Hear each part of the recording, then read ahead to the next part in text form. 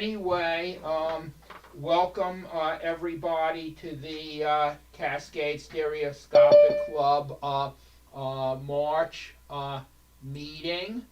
Um, and I am, I believe, streaming it now to YouTube. So anybody who has a Lume Pad probably should be able to view the live stream, which should show the slides in 3D. And basically, so last month I had problems with the live streaming, and I updated a bunch of software and solved the live streaming issue, and unbeknownst to me, my Stream Deck stopped working. It evidently lost all its macro definitions, and I didn't think to test it in advance until tonight. But in any case, the Stream Deck is what's enabled us to live stream the videos, because in order to have the sound synchronized, you have to start two different video streams at the same time, because one's for the 3D TV, one's for the shared screen. So because of that, I won't be streaming any video tonight, but hopefully we have enough other stuff to do to still have an interesting meeting. And what I think I'm going to do before the next meeting is just completely reinstall all the software, which is a pain in the neck, but that's what computers do. They keep you occupied full time with things that you didn't think you needed to do. So in any case, let me go on to the agenda.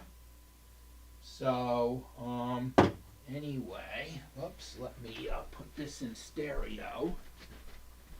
And that's a good, the YouTube option is good for iPhones. If you can't use your iPhone, you'll see stereo pics on YouTube if you go there.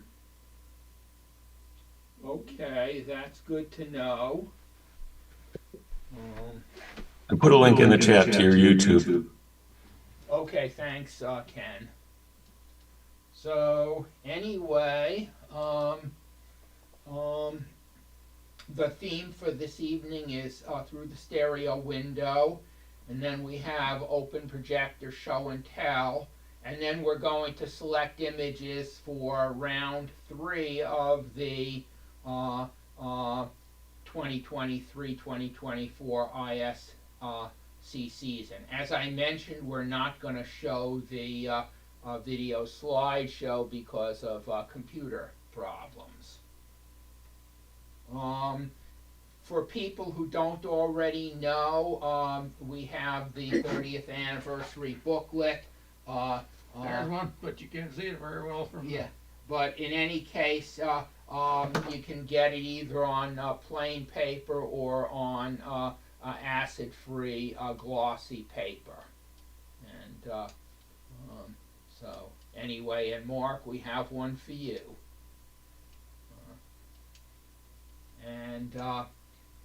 So anyway, we can get started with the theme, and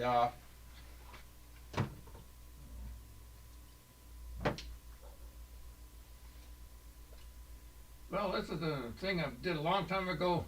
The top one is window violation. You can see that it ran off the window.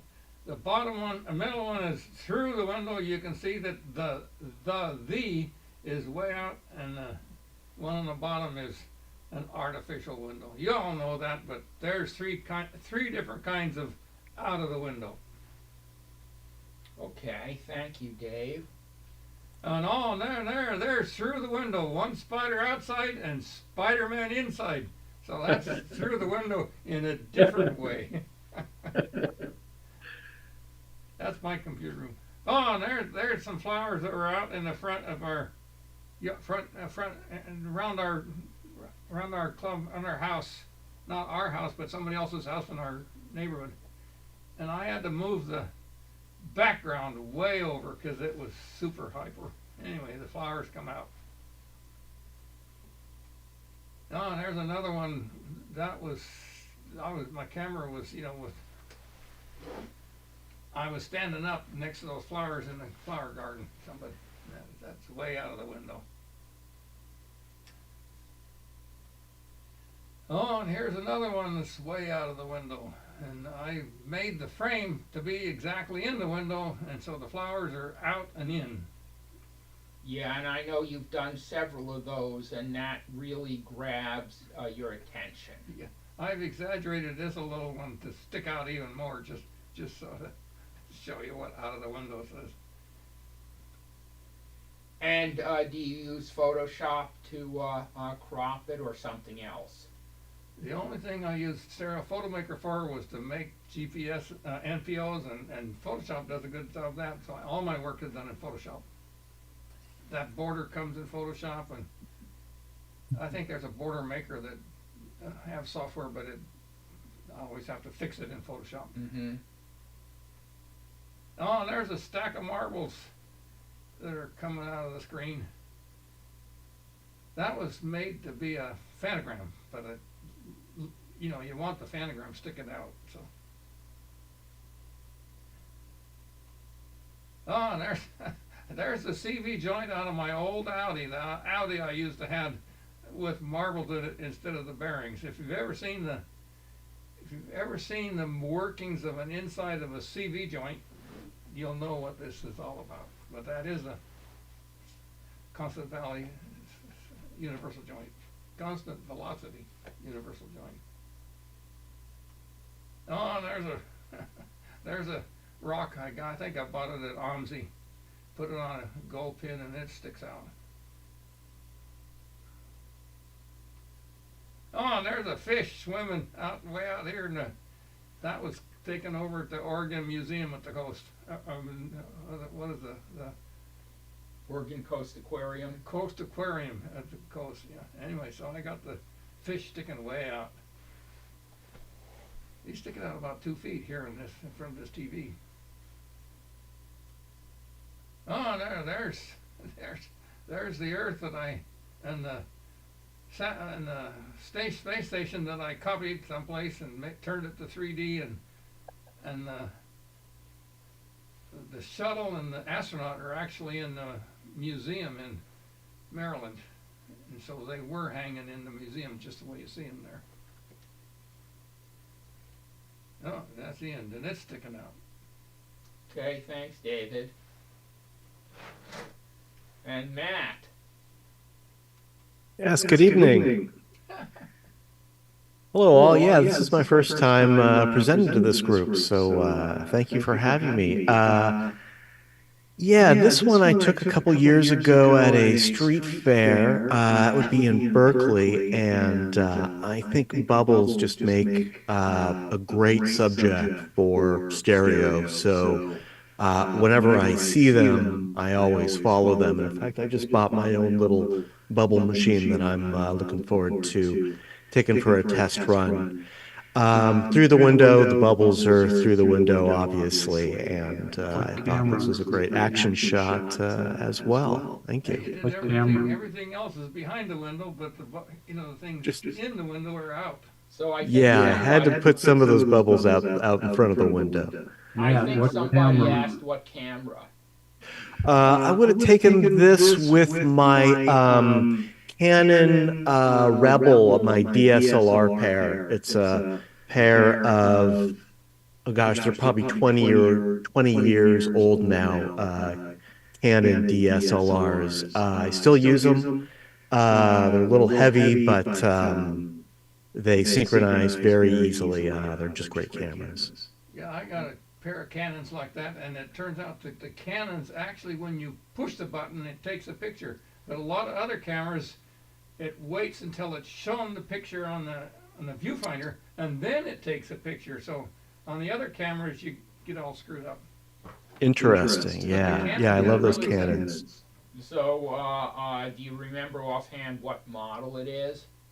It's a, they are the Canon Rebel XTI, I believe, XSI, maybe something like that. There's an X and there's an I in there. I know Okay. that. Yeah, I've got a Canon Rebel too, and I don't use it that much, so I don't remember what the name of it, but it was a. Okay, and what did you make your own a bracket to hold it, or did you buy a bracket? Is it a slider bar or a fixed spacing?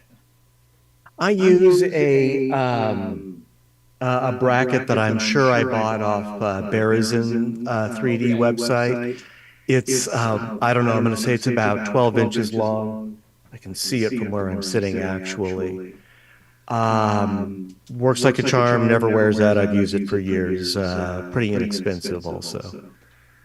Okay, and what lens do you use with that?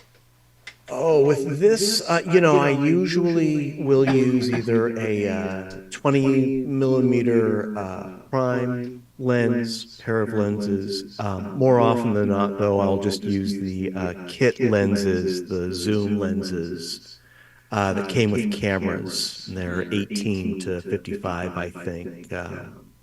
They're great. They have anti-shake and, you know, they're fine for me. Okay, yeah, so I bought a pair of Pentaxes that I use, and I've sometimes I get great shots out of it, and sometimes one of the cameras doesn't fire at the right time, but they're massively heavy, and I just decided that I don't want to carry it around. It's like Just a funny comment. If you were to take your W3 to PSA, they would look at you, what the heck is that? You know, why do you even have a flat camera?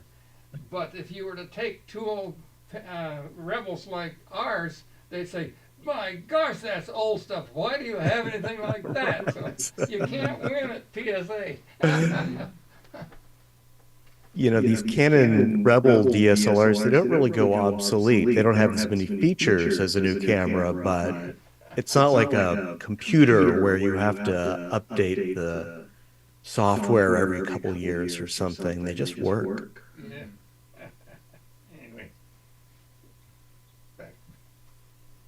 Wow. This is not a photograph, but it's through the window, and it's a lot of fun. This is actually from Google Earth. Oh, yeah. And this is something we've been doing at the Golden Gate Stereoscopic Society, finding interesting shots like this. And I did this by just sort of shifting the virtual camera as it is. I think just nudging it over left a little bit.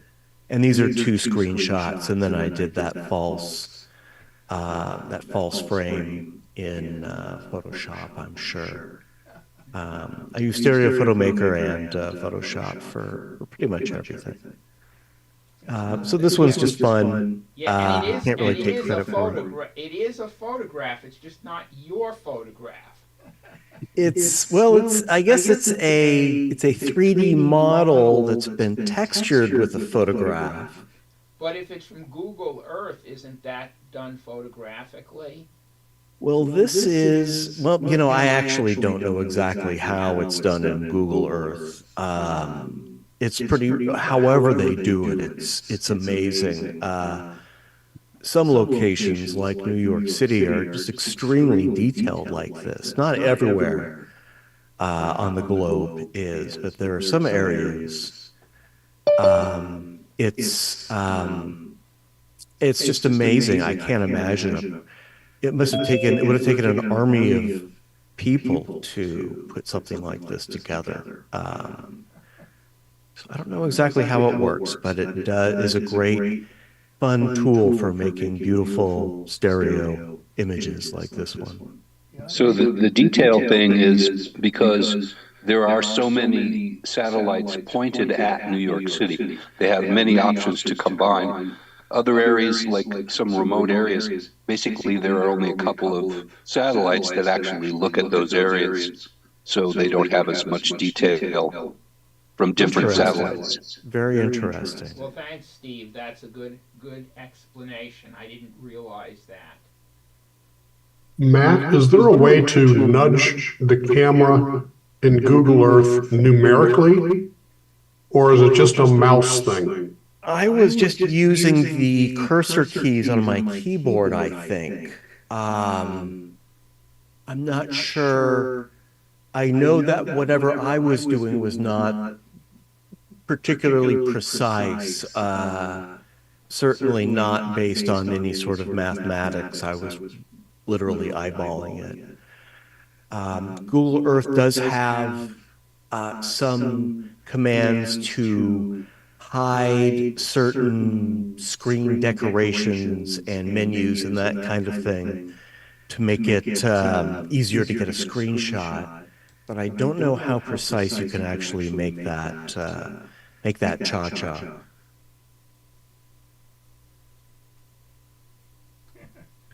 And yeah, I think his shirt says it all. That's the title of this photo, I think, Richmond Ferry Fest.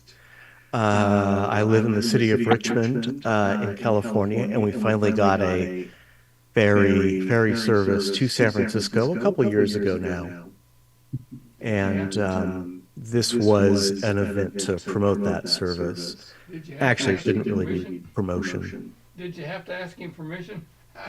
He was so absorbed in his selfie, in watching himself on his screen. I had plenty of time to frame my shot. I was just sitting across from him. It was a fortuitous moment. I didn't have to go looking for this shot. He continued on with his live streaming, I guess is what he was doing there. So he was a perfect subject. And it's through the window, as you can see, his selfie stick is protruding. Yeah, and it's too far out. It's interesting because a few years ago, selfie sticks were the big thing, and now nobody seems to want to be caught holding one. They want to have a longer arm, basically in the next few generations, people's arms won't be the same length. Right. Well, in a few generations, we'll have drone cameras. That'll make it easier. This one is barely through the window, but I do love the shot, and I just had to include it. I took this a couple months ago at a street festival at neighboring town, El Sobrante.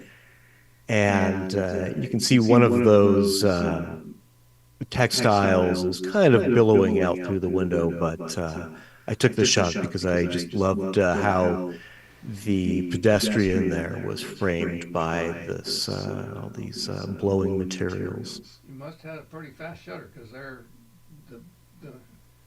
the things are nice and crisp, not blurred. Yeah, this I took with nowadays I'm shooting with a pair of Sony cameras, and I show them to you, but I don't have them nearby. And they're just ridiculous how light sensitive they are, how fast the shutter can be, and the synchronization is very good also. And I've had mixed results with these cameras. I actually destroyed one recently, accidentally. But they are capable of getting great shots like this. How did you destroy it? Well, they are rugged action cams, and they're designed for stills as well as video. They have a huge sensor, good optics, super strong aluminum case, but the port, the proprietary, what do they call it, a multi-terminal port? Multi-terminal, yeah. Yes, is extremely delicate. And I wasn't taking care with my strain relief on my cables, and basically just managed to destroy both the connector and the cable, the $40 cable, being a little too rough with it. So lesson learned, I bought a replacement, and I bought a cheaper cable, and we'll see how it goes this time. Well, good Yeah, I have luck. a pair of those as well, the zero, and I used an angled so that the wire goes straight back instead of up or down. It makes it easier to wrap it. Yeah, that's a great tip. I'm doing something similar, and I'm taping everything down and just being very, treating it a little more delicately than I was. What did you do with the broken camera? I sold it on eBay for $300. It sold within 24 hours. And I made it clear this is a broken camera. Excellent. Still takes pictures, but it got a new home. So thank you, everyone. Well, thanks, Matt. Yeah. And Bob. Can you hear me okay? Yes. You know, I sent an email to Herb. I have trouble seeing these pictures come through the window when I look at them in side by side. I can see them really good if I go into Stereo Photo Maker and look at the easy adjust, you know, when they're anaglyph. But when I switch them over to stereo, I have trouble seeing them come through. And I think I just figured out it's because I have this frame around my monitor on my laptop that it seems like it pushes them back for some reason in my eyes. It might be that the border of the frame is sort of forming its own part of the picture. Yeah, it's It's weird. very effective on the Lume Pad. Is it? The window, the stereo window is not always synonymous with your screen. It's often behind your screen. Yeah, I can kind of see that a little bit, but it's really hard to think it's coming through the window when it doesn't look like it. I have a hard time seeing those bricks because somehow they don't focus on my eyes.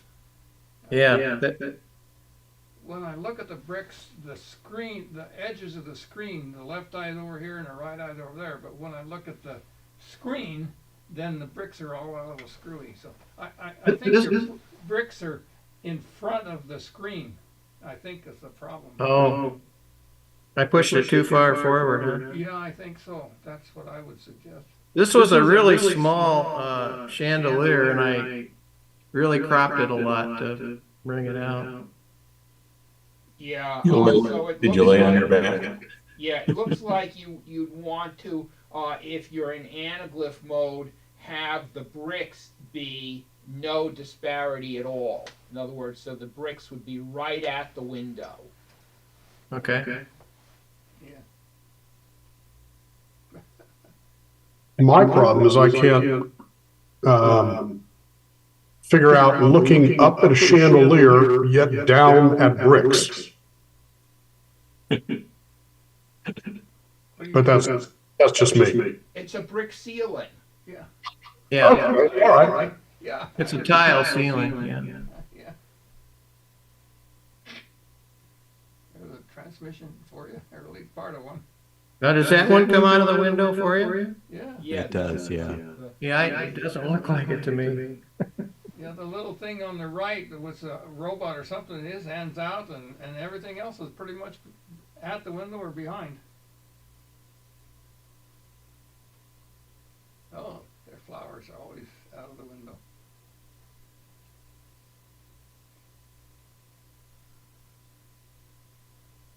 I like the colors in that, kind of subtle, like it's painted. It is. And I like that the background is a bit soft, so it doesn't give too much disparity.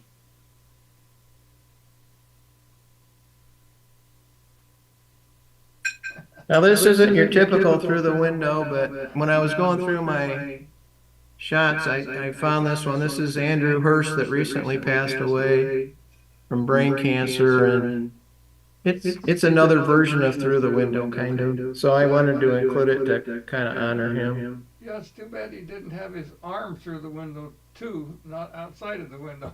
Yeah, it's kind of a small little frame there, yeah. Yeah.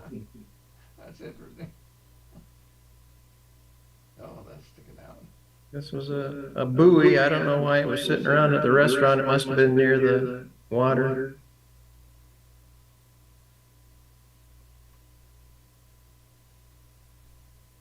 Now, is that one through the window? Just a little, not much. Just a little?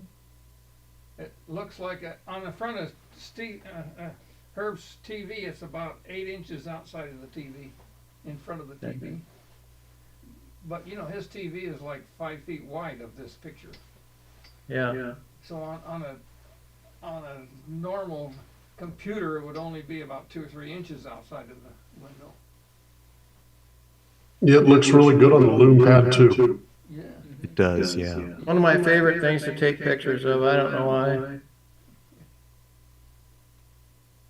That's a cannon in the mouth. An old-fashioned Canon. You wonder why they did that. That's a lot of extra effort just to make the cannon look interesting. Functionally, all it's got to do is shoot both balls. Another one. And that's Ken, you'll recognize that. yeah, Yeah. that's the one you asked me about. Yeah, the delicate forces Yeah. at the, Nicholas Conservatory. Yeah. right. Put together by the Skunk Works from Australia, Melbourne. Yeah. Pretty flowers.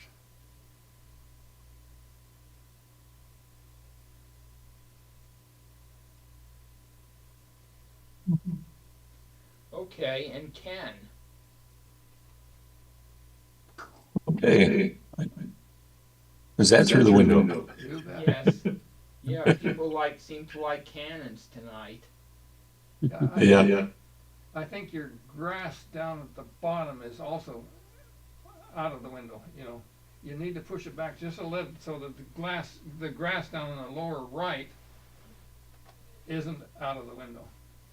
Okay. If This is North Prairie, Wisconsin, and you can see in that gated area they've got, I see a little stone church. They've got a lot of little stone villages. It's August Conti was, he built all these little houses, and the Kohler group donated it to North Prairie after he passed. And for some reason they had the cannon out there. that's out of the I'm window. finding that one very difficult to see on the Lume Pad. Every once in a while, a Lume Pad really fouls up on certain. So the Lume Pad, NEMA basically said it has trouble if something is both bright and very high contrast, or very high disparity and also very bright. So I mean, the ball is too bright for the Lume Pad. Is that what you're saying? basically it just it just doesn't do a good job on that. Yeah. You can take a look at it here if you want. You'll probably have to come closer so it's seeing your eyes, and take off your glasses. Oh, there you go. Oh yeah, the Lume Pad it doesn't. Was that hanging, Ken? You got me. Yes.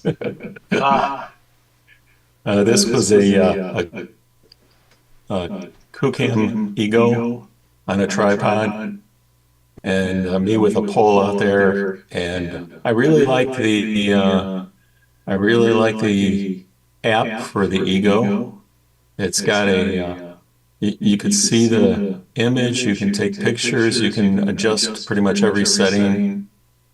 It's a lot of fun to play with. Right on your phone you're talking about. Yeah, the Ego app on the phone is great. But yeah, and me with a pole with the chuck it ball. You need to Photoshop out the string. Hold holding up. You can see the string on Herb's TV. Yeah, yeah. You can't see it only in the sky. You can't see it where the trees are. Yeah, it's sort of like a dark line. Yeah. I didn't notice it until you explained how you pulled it off, and now it's all I can see. And you go to the next one, it's Airplane. How big is that? 2 feet? What wingspan? that's about it. Maybe a little bit more. Yeah. Little styrofoam glider. Looks like the elevators are missing. Oh boy. And this is a 200-year-old bur oak that fell down in our local arboretum.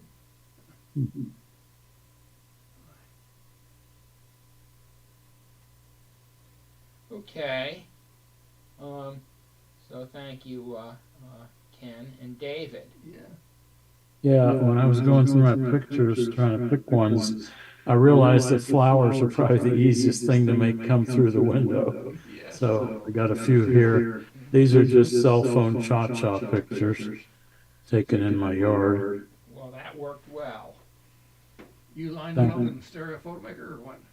Yes, Stereo Photomaker is the key to all of my pictures. Yeah. They're out. Some geraniums. Must have been about July or something last year. Yeah, I don't know, this was either last year or the year before. Pretty flowers. Did you enhance the color on this, or is that the way they are? No, this is just right off the camera. These particular roses are a breed called Jacob's Coat. And they come out, first they're orange, and then they turn red. After just a day or two, they're very unusual. Wow, that is. David, what kind of camera were you using? This was a Samsung S22 Ultra cell phone. So you did cha-cha.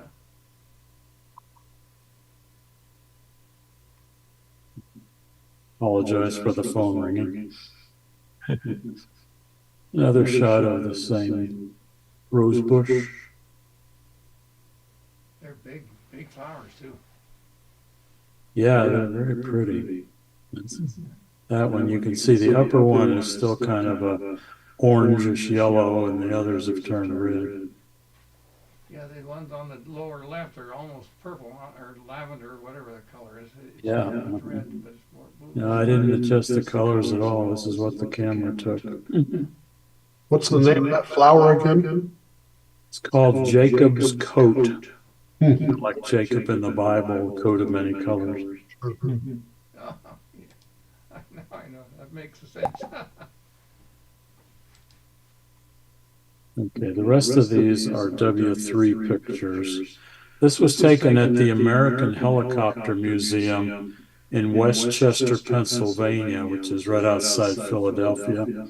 It's a very nice museum. They have lots and lots of full-size helicopters, like this one hanging from the ceiling, and one sitting on the ground too. It's a big hangar, essentially, filled with helicopters.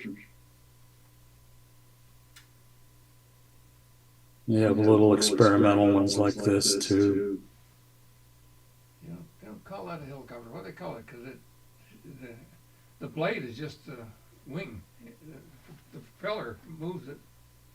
There are some that are called gyrocopters, where the propeller doesn't have any motor on it. It just spins. Yeah, I'm not sure. I think this one actually might have a motor. Yeah, it has a pusher blade in the back. But yeah, it may be a gyrocopter. I'm not sure. Yeah. Too busy taking pictures to read the signs. So an interesting thing that I sometimes do when I'm taking pictures like this is I'll just take a picture of the sign, and then I don't have to read it. I have a picture of it. Right, yeah. Good idea. It looks like you took it with your W2 or W3 or W1, because there's a shadow on one side for the left eye and on the other side for the right eye. Oh, yeah, I didn't think the flash was firing, but it may have. Yeah, Yeah, I try to avoid that flash because you know the reason. yeah. The I'm not W3. criticizing, I'm just talking about what I see. No, I understand. Yeah, this one too, I guess. This is just a little model they had hanging from the ceiling. Yeah. But they had some pretty good sized helicopters there. And very interesting museum. This was at Knoebels Amusement Park in Pennsylvania back at Halloween. A little bit of action through the window there.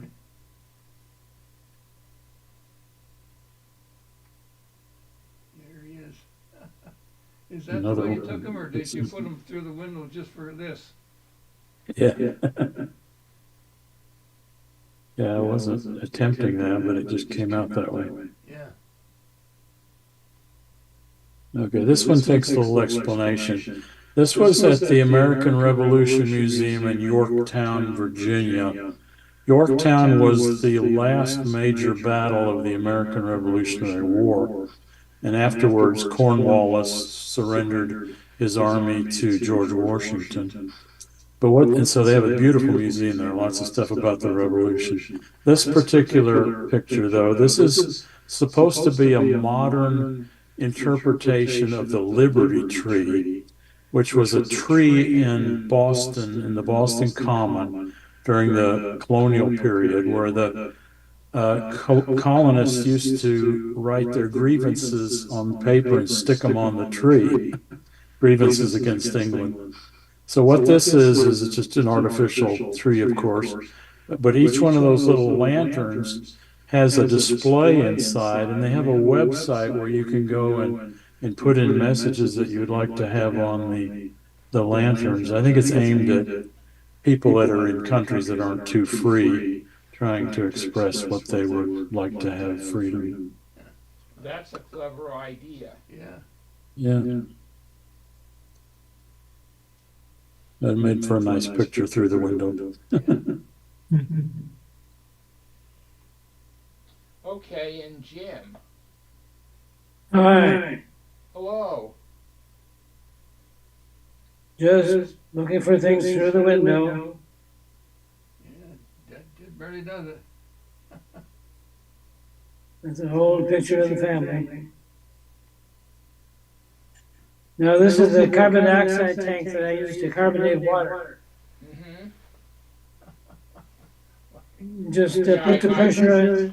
I recognize the connector at the end. Oh, okay. You just connect the hose to a 2-liter bottle, turn on the pressure and shake. And the water is delightfully strongly carbonated.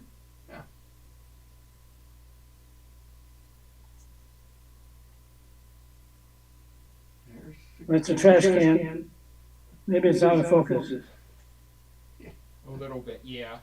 Yeah, the left eye has looking right down the straw, and the right eye is not looking down the straw, so the left eye has a black dot and the right eye doesn't. Oh, I hadn't even noticed that yet. The left eye is right down the straw. right down the straw, wow. Huh. That's an odd effect, yeah. And I like the look of a book like this that comes through the window. Yeah, it sure does.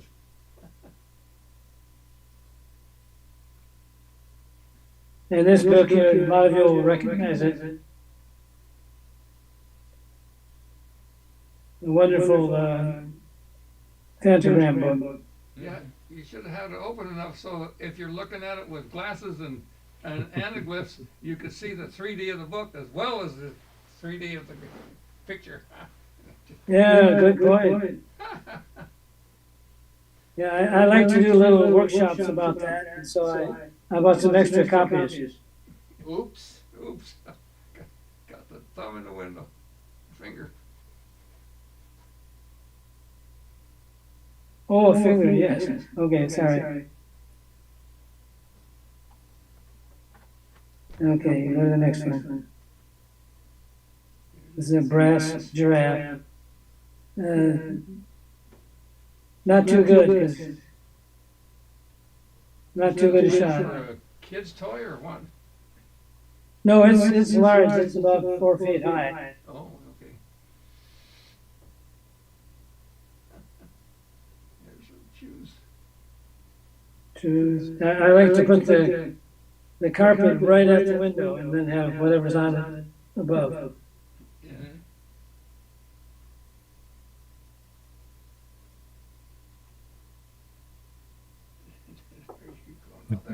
There's And this is some huge anamorphic glasses. They actually work. That our son made for me on my 80th birthday. Where'd you get the celluloid, the blue and the red plastic?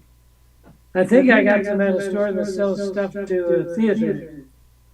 Oh, That sells plastic in all kinds of colors. Okay, and George. ooh, there it is. Yes. Okay, this was taken at an NSA convention in Utah, Salt Lake City. It was an art display in the street. You can see the reflection. There were other people taking pictures. Yeah. Next. Terrible. Oh boy. Oh, a giant tortoise. I was taken at Rapid City reptile thing. Reptile Gardens. Yes, Reptile Gardens. I was there at the Photographic Society of America conference a couple of years ago.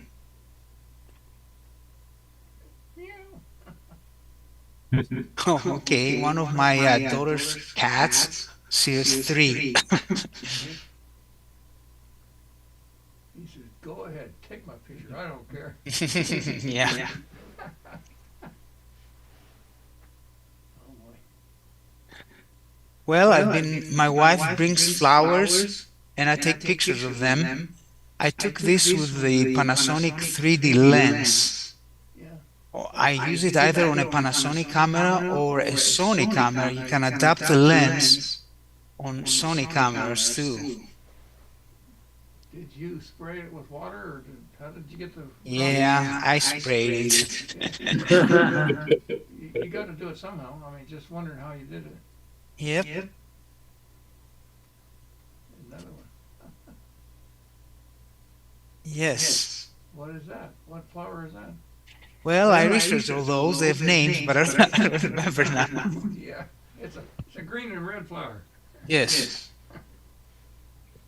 How did you do the lighting, George? That's nice. Oh, well, yes.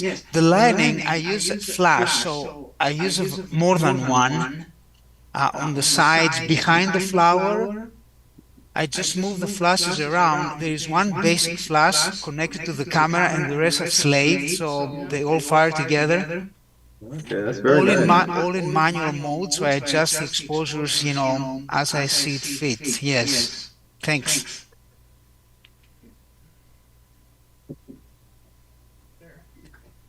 Oh, this is Vinny. This is the neighbor's dog. I've been walking with this guy for 3 years now. Now, what's interesting about it's not too much through the window, but I took this picture with a 35mm lens on a stereo camera where the base is 65mm, so a regular stereo camera. So one day I'll show you the steps, how it started, and end up with these portraits. It's a beautiful job. Yeah. Yes, thanks.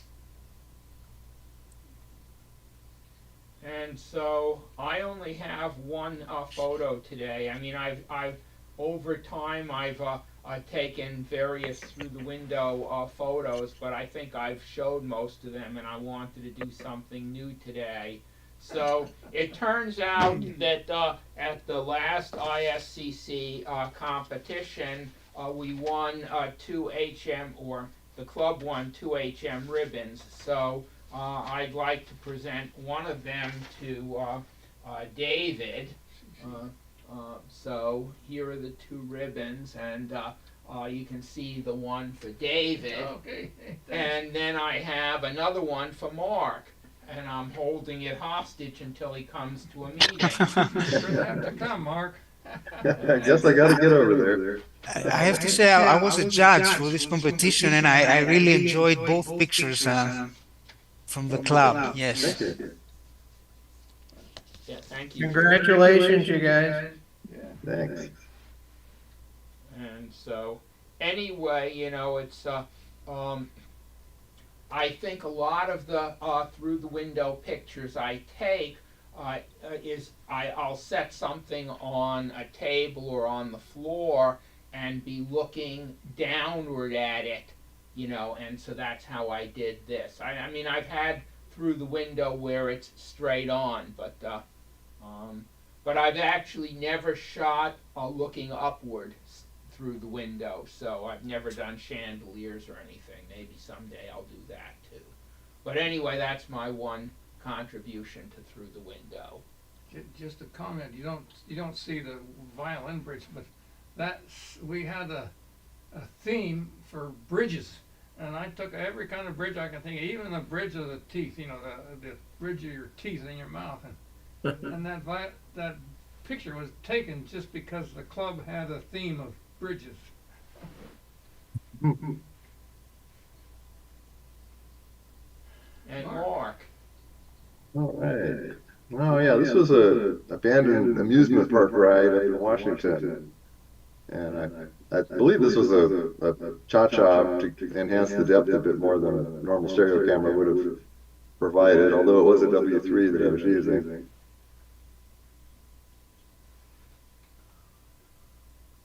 And this, I like this old sign just because it's so dilapidated, and so I composed this. This is in Portland. Composed this for the corner to come out through the window like it does there. And big bubbles are good for 3D as well, coming through the window there. Very nice. So Matt, your bubble machine can't do the ones this big, can it? No, that's a professional right there. Beautiful shot. I often wonder, for those big bubbles, how thick is the bubble juice that they put on the, what do you call that, bamboo? Yeah, he had a couple of buckets of some kind of soap solution there that he was dipping his loops of string or rope into, and I don't know how thick it was. I think they mix in some glycerin, which aids the tensile strength of the bubbles. Oh, okay. Were you using a polarizer for this one?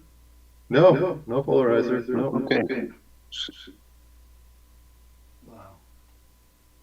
Oh, that was good for pointing right at you there. There's that through the window. And you always have a way to get up really close in those concerts. Yeah, I went to a few where I was right up by the front there. I couldn't afford it very often, but I thought I better splurge while I got the 3D camera with me. I think the next shot is another one from the same concert. Where he's I got have to ask, was he actually looking at you? I don't know. I was just firing shots all through the whole concert. I had several hundred shots at the end. It sure looks like He it. had a sword or saber or some kind pointing out at the audience there. Do you ever make an attempt to get your photographs back to the artist? Yes, it took quite a bit of doing, but I was able to show him some anaglyphs, and I had a couple of ViewMaster reels made up, and he was really excited about them, and it almost sounded like maybe he was thinking about selling them, you know, at his merch table there with the t-shirts and stuff, but I never heard anything back, so I guess he decided not to go with it though. But yeah, he was pretty impressed though. Next time you get him to see him there, why don't you get me a closer seat at the next concert? Do what you can do to get me a good seat. Put your name right on it there. Yeah, several years ago I shot over 1,000 images in my yard of bees like this, and actually put a whole slideshow together of close-up bee shots. And as I was looking through them recently, I realized a lot of them have the bee partly or all the way out through the window. So there's several bee shots here. I hope I don't bore anybody too much here. Yeah, you could have brought that a lot further out before the flower was at the window, like this one. This one's a lot further out. Nice effect.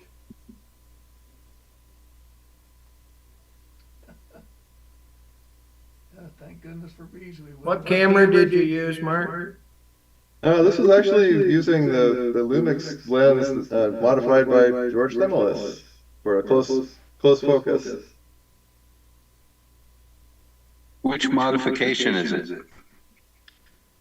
You know, I've got two different focus set points, two different lenses. I don't recall this. It's probably a mix as we go through these. The closest one or the next further one back.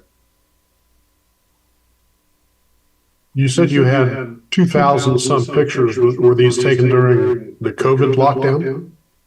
No, it was before that. We've got these enormous rhododendrons in our yard that were there before we bought the house years ago, and they burst into bloom like this, and man, the bees are everywhere. So one year I just decided to keep shooting as long as I could without getting stung, and would have put a whole show together with the best. Is that a honeybee or what kind of bee is that? I've never seen one with white and brown and fuzzy. Yeah, some kind of bumblebee. I'm not sure what variety.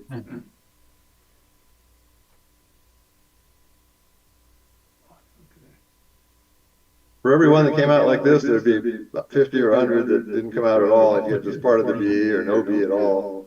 So it just took a lot of effort to keep on shooting and then weed out the ones that didn't work afterwards. Yeah, thank goodness for pixels.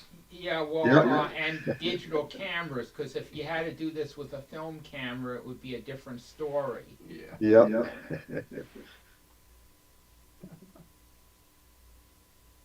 He's got plenty of pollen on his legs there. Boy, they do. And they take it in and make honey for us. These are beautiful pictures. Thank you. Must have been a pretty fast shutter because their leaves, their wings are not blurred already at all. Yeah, I think when you put that lens on, I think it defaults to manual mode, and 125th I think is what I was using, but I was using the flash on the camera as well. So the flash may have frozen things out of the shutter.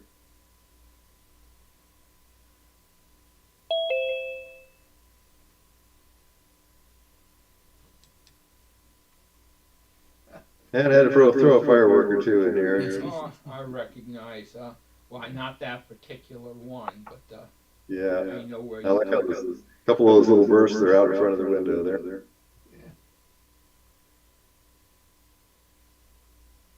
Yeah, I guess you still don't have the show from last year done. Oh, I was hoping you wouldn't remember about that. Well, I wouldn't have except you showed this, and so it was my reminder. We bought a fixer-up house, and I've been fixing it up every chance I get, so I really haven't done any editing lately, but need to get to that, though. Mark, I just love your fireworks shots. Do you have a blog someplace where you explain the little intricate details, the gotchas on shooting us? I'd love to learn how to do that. I don't have a blog. There's an article I put together for Stereo Views that Herb, is that in the collection of articles in our book? I think it is. Dave, if you can check the table of contents, I think there's shooting fireworks in the front. There's a table of contents. You know the word. I've never looked at the magazine in any detail. So yeah, there's seemed like it was in there somewhere. But...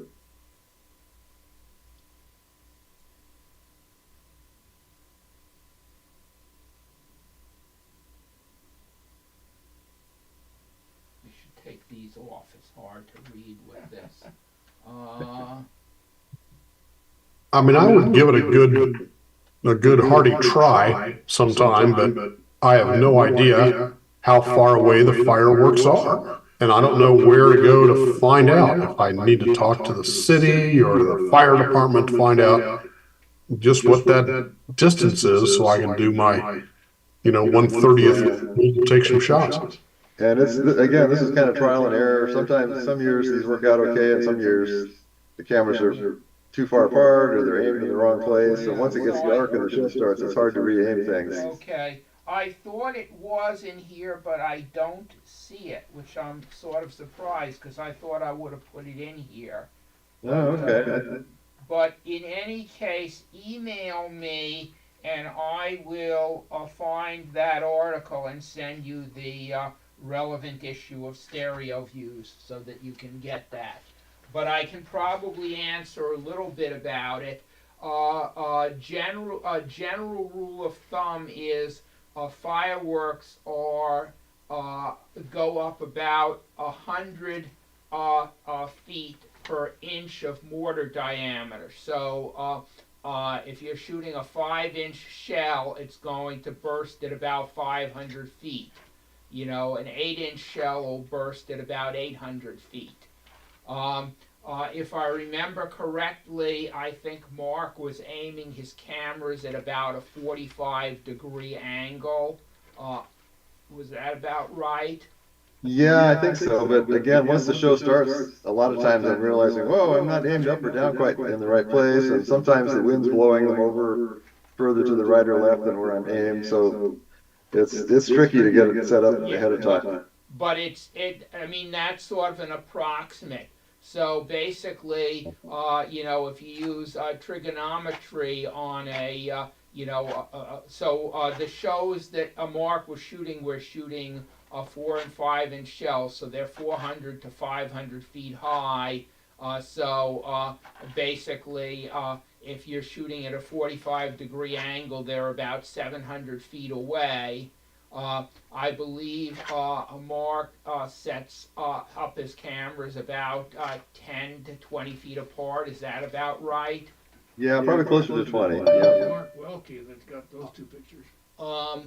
Yeah. So there are in the booklet there are a couple of photos in Mark's pages, but it doesn't have the explanation. Okay. So in any case, you know, that's sort of an approximate thing. And what he was doing was he was putting the cameras on video, and then the still photos are basically frame grabs of the videos. Well, actually, these were shot with still cameras. So while the video was rolling by itself, I was frantically trying to shoot still photos as well. So these are not frame grabs; these are actual stills. There's an article in the 2021 August issue of Stereo Views. So I don't know. That article was dealing with the video setup, but I think there is some discussion about the still photos in there as well. Yeah, it's titled the Iwaku Washington Fireworks Show 2021. With some of the pictures of the setup and a lot of fireworks pictures. And an article. Okay, so you know, email me to remind me, and I can send you that issue. That's very kind of you, Herb. Thanks very much. Yep. And so anyway, this is the last year I'm doing it. You know, basically, I think the same principle as with you know, sports folks.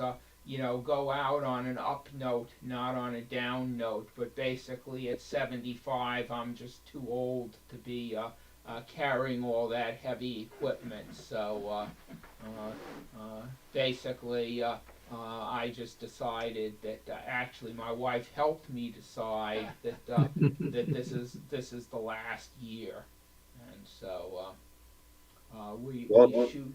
we shoot Long Beach, Washington on July 4th, and then we're shooting Iwaku, Washington on July 6th, and the Long Beach show, we're right on the beach and it's very windy, and Mark tried one year to set up cameras for that, and it was too windy to set up cameras. The Iwaku show is really you know, a little bit back from the beach, and it's not quite as windy. typically I'll set the cameras and tripods up several hours before the show, and so I was afraid they would get sandblasted sitting out on the windy beach for all that time. So yeah, I had to cancel that one. But I'll be back at Ilwaco this year with Herb on the 6th with lots of cameras, trying it one more time here. And so you had, what, 50 cameras last year? Yeah, most of those were the little cheap video cameras, but yeah, I think we hit 52, 52 cameras. And some quit early, some were focused wrong, so it's always good to have plenty of extras to pick from, and you narrow it down to some that actually worked. Okay, so anyway, that's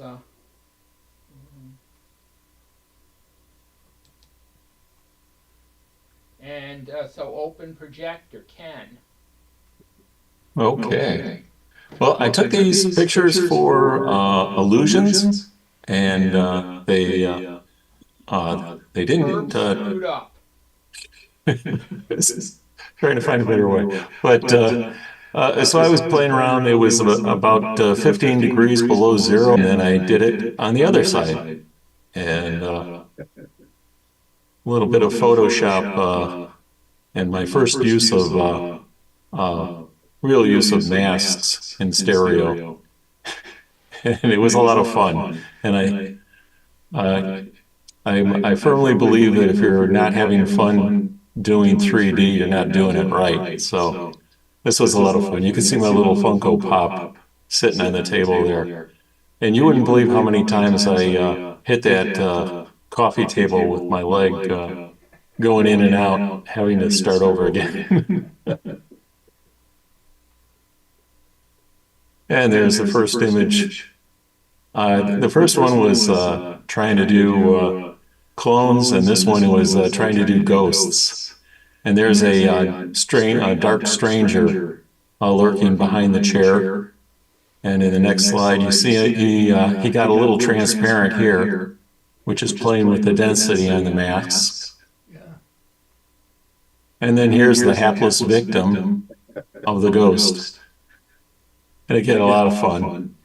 So those are all different pictures that you've put together in Photoshop? Yeah. Using, like I said, this was the first time I've used masks, and I had a hard time. I still have a little hard time conceptualizing masks and layers and things like that. Essentially, a couple of layers with a mask, and a mask for people who don't use Photoshop is like if you have a layer and then another layer, it's like putting a white sheet of paper between them. And then wherever you put black on that white sheet of paper, it's like punching through the paper to see what the lower picture is, or the level below it, or layer below it. So it reminds me of like a Wile E. Coyote Acme, those black holes that he would put on the ground. I noticed a couple of, you don't mind me critiquing, right down there to the right of his leg, the guy with the sitting in the chair. Something didn't match up right there. Do you know? No, that's me in Photoshop. I didn't do a good job there. Okay, no, I'm not criticizing. I'm just pointing out and trying to find out.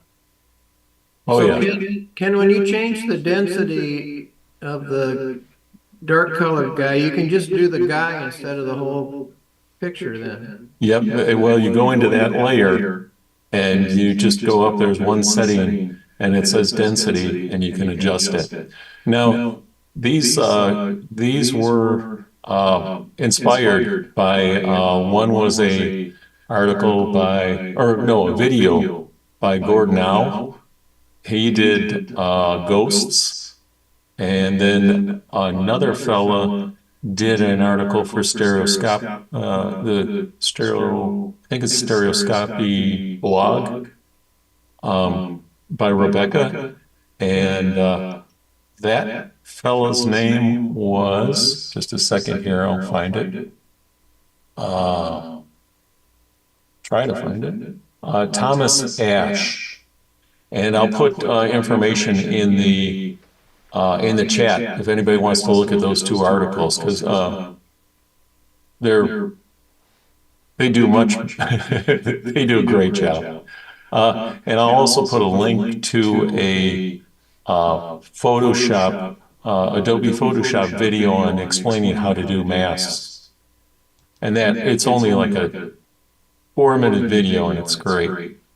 I'll have to look. I've never used the masks. I always use different layers to do things like this.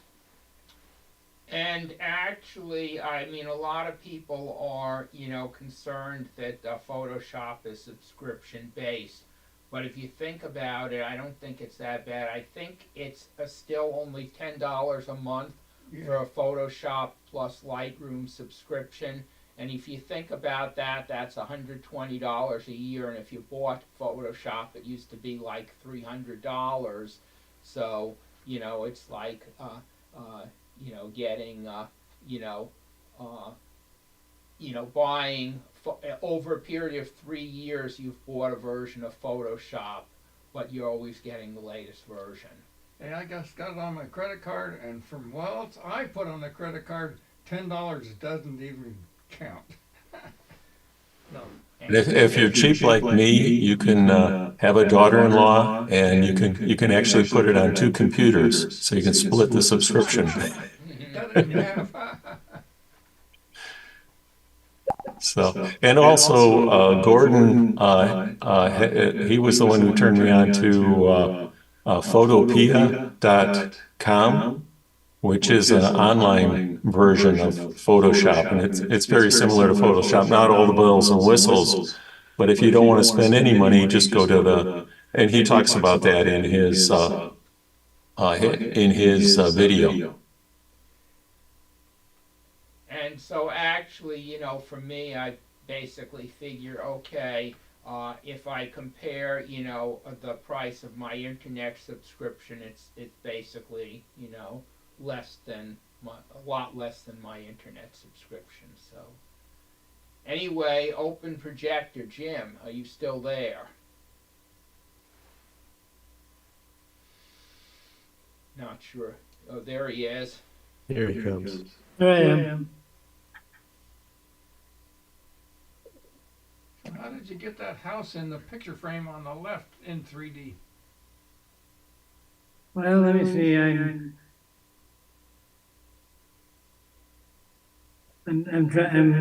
lost the picture and I'm trying to get it. Well, remind me, what does it show? It's anaglyph glasses, pile of anaglyph glasses, and then some photos hanging on. Oh, that was our church had an art show, and that was my part of the art show. And there was a big pile of anaglyph glasses, inviting people to take them and use them for pictures on the internet. I think the picture on the left is a lenticular. That's why it looks good. That's what. Oh, yeah, I had that in there too. Yeah, so that was a lenticular. That's why. Yeah, okay, that makes sense. Yeah, and David, you did a lot of the work. I think maybe I credited you.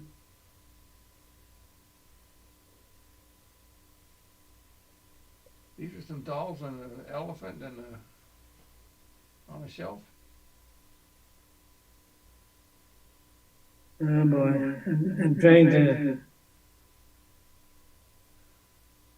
Okay, here I think I'm about to. Okay, now I can. Oh, yeah, okay. Oh, that's part of that church art show too.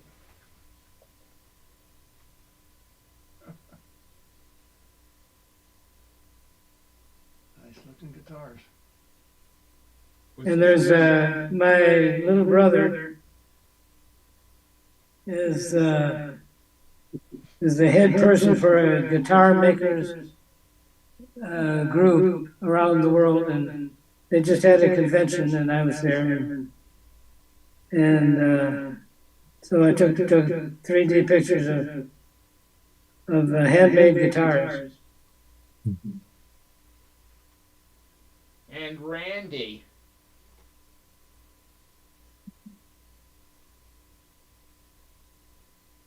Yeah, This one is my two grandsons, youngest ones, doing what they like to do a lot of times, looking at their screens. And I tried to make the toes come out the window. I don't know if I should have been a little bit more extreme with the amount, but there wasn't a lot of distance between the cushion and the toes, so I didn't want to get everything out of the window but the toes. Yeah, I think it worked for the kid on the left, yeah. Yeah, what do they do? They don't play outside anymore. That's pseudo. It's upside down. Well, they do when Grandpa takes them out in the backyard and gets them on the swings and stuff, but Forces them to Grandpa hasn't been doing too well lately, so. That's reversed. Cross-eyed. You have the left Is and it? the right reversed in this one. And I tried to make the one spoon off of the corned beef out of the window, but again, I'm learning a lot tonight, seeing what all you've all done, and maybe I'll be able to do a little bit better next year. Okay. That was cross-eyed, And- but that comes out of the window. And that one was a cha-cha of cherry black and red cherry pie I made for Pie Day. And I've got some old engineer friends, and we kind of pick up on things like that, so. So Is that- really for Pie Day, what you do is you stick a fork in it to make a pie, you know, a green pie on the top. Yeah. Yeah, the local church did a much better one that I saw on Facebook about a week later. But for an old man in Wilmore, Kentucky, that's not too bad. Nope, okay. That's pretty good. Yeah. And George. Yes. Well, my theme is taking pictures of birds in my feeder. Every morning I wake up and I put food in the bird feeders, and then I open my kitchen window and I take pictures of birds that come like this woodpecker. Yeah. Next. Yep. Here's another one. Blue jay, what is that? This is no, I forget the name now. It's a tufted Yes, titmouse. thank you. Next. Oh, you get some really good pictures. Yeah, this was raining, so it looks a little bit wet. Cardinal, female cardinal. And of course I have the squirrels that come to eat. They're hungry too. Next. Somebody must feed the squirrels in our backyard, because we don't, but they're all over. Right? Yes. Now, regarding the equipment, I need to use long focal length lenses, and through trial and error, I found that if I put the cameras vertically, it's easier to align them vertically versus when they're horizontal. And in this configuration, I'm able to look through both cameras and actually see my picture in 3D. And after I take the picture, while it stays on, I can review it also in 3D. This is like a huge pair of binoculars. Yeah. Next. Or if I want to reduce the spacing, this is out of focus. I just took it the other day. These are two Sony cameras, and I mount them bottom to bottom, so the lenses are about 80 millimeters apart. So that's the equipment I use to take these pictures. Next. Oh, well, I was going to do that. You can buy a bench, a little bird feeder that looks like a bench and has an umbrella. That's like $20 on Amazon. So I bought these, anticipating maybe the squirrels come and sit on the bench. I just got this 2 or 3 days ago. And the last one, here's the jay. Yep. You got a mouthful. So Yep. George, how far out away from your window are most of these subjects? Are they way across the yard? No, pretty close. They're like 10 feet maybe. So you And get for that this close. one, I think the focal length is about 200 millimeters and a little bit cropping. It gives you this picture. The backgrounds tend to be out of focus, but you know, I need to work on that. Yeah, they came out really good. Thanks. Okay. My brother has bird feeders, and he has a heck of a time keeping the squirrels out of the bird feeders. Yep, that's a problem, yes. Okay, so what we're going to do now is we're going to look at some images for the third round of ISCC. Actually, what I'll do is I'll come back to this, but I'm first going to, there were 5 people entered, a total of 20 images, and so what I'll do is I'll first show the images. The board decided that commenting on the images prior to the judging didn't really work out well, so we're not going to comment. We're just going to view the images, and then we'll choose 6 images, no more than 2 from any person, and then we'll open it up for comments if people wish to comment. So this is the first of the images. I'll just go through so that people can see all the images, and then we'll come back and vote on them.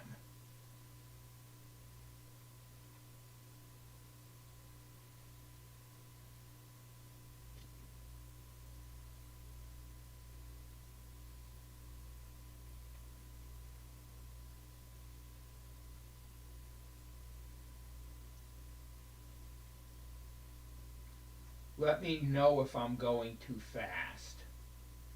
You're fine. For me.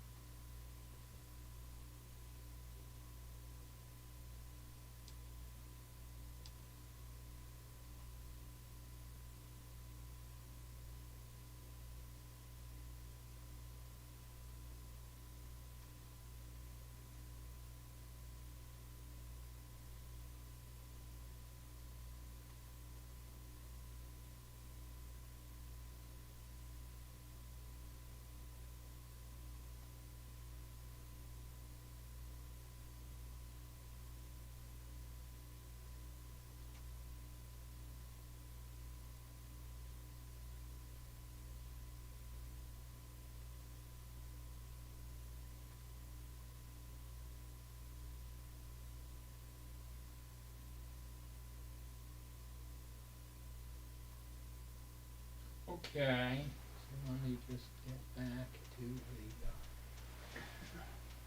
Since I'm not very good at my phone, I hope I can get, well, I got to the point where it says. Okay, so sign that has the login information. in. Use your Google account, so that's my login? I forget. Log in. Use your email or phone number. Boy, you know, I'm not very good at this. 971. Herb, am I logged in? Can you tell or not? Just give me a second, because I'm not logged in yet. Okay. Should give you a judge number, George, if you're It did logged give in. me. Yeah, I was Yeah, able to log in. so basically, what I see is Matt is Judge 1, Mark is Judge 2, David, Lado is Judge 3, Bob is Judge 4, and Ken is Judge 5. So it doesn't look like George is logged in yet. Says here I'm judge number 7, but I'm I don't know where I entered. Okay, let me just double check Should I go that. back and do it again? Yeah, if it said you're judge number 7, you probably are. I don't know why. Let's see. I think I'm logged into the wrong place, but That might be, yeah. Because it's oh, okay. I might logged have out. logged in for ISU instead of ISC. Right. Yes. Okay. So what's the password? Daylight? Daylight.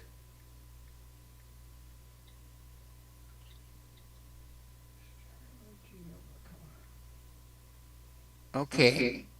I'm judge number 6 now. Now I see you, yes. Now it's asking for a password. I don't know what my password is. For the login or for the Wi-Fi? I got the voting Then the password is daylight. Right there. log in. Okay. I'll see what it does. Daylight.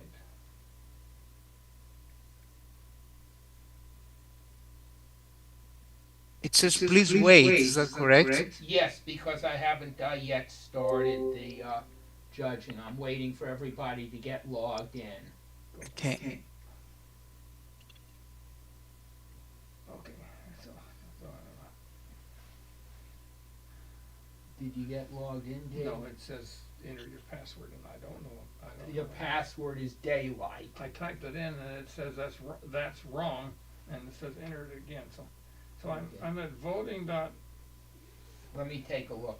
I don't. The only time I use this is when I come here, and so I'm just not very smart at it. Sorry about that. Okay.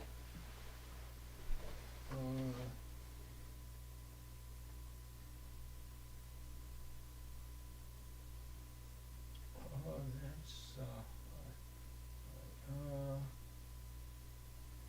Okay, I found that on. okay. So where's your enter? Oops. Like return. Enter. Okay, So that's I the found- backspace.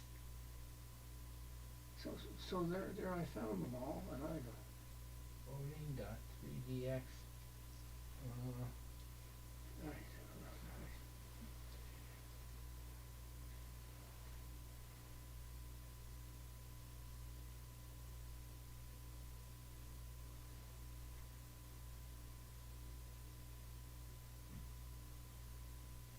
Yeah, I don't know how to.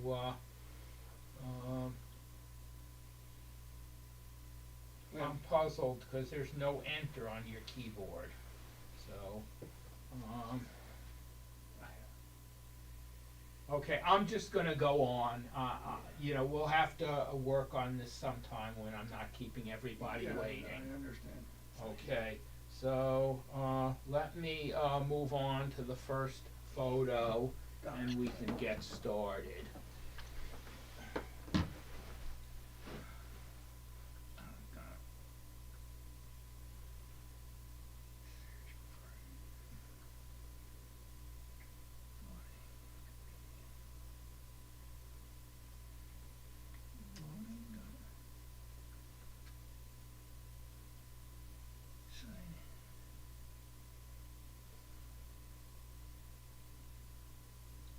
Is it still saying please wait or? If it's saying please wait, then hit the refresh button on your. Oh, okay. There we go. Okay.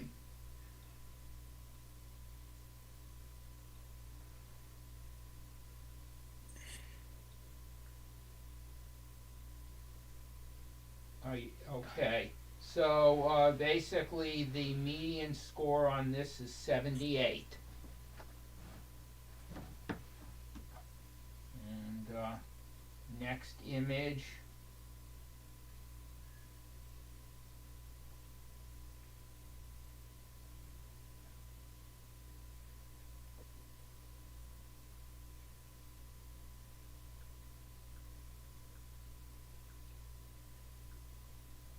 Median score is 76.5.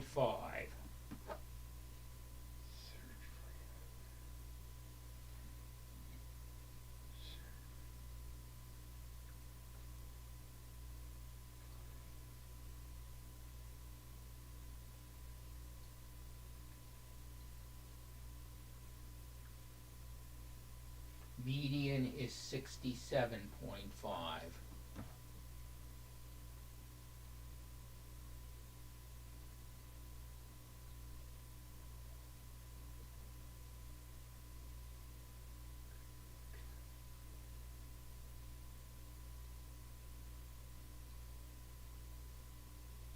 Median is 80.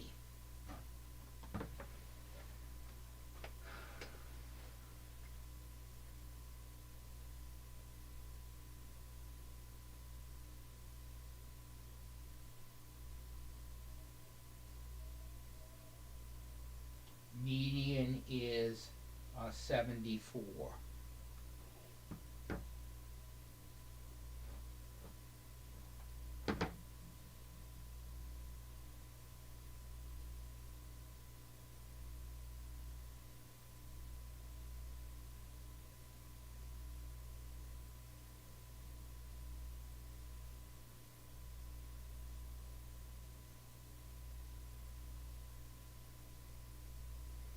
Median is 68.5.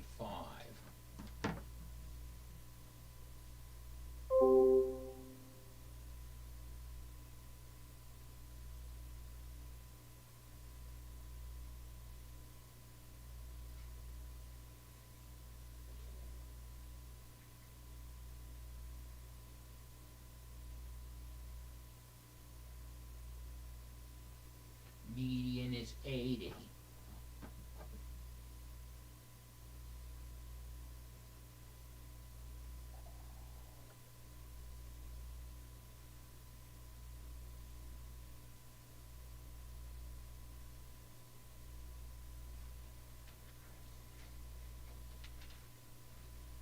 Median is 82.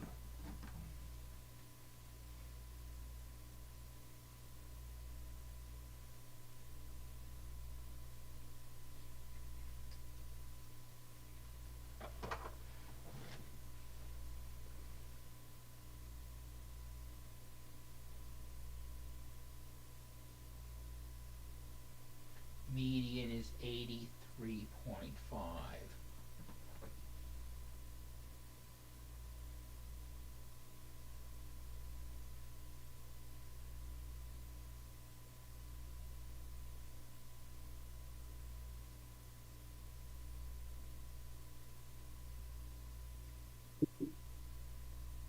Median is 67.5.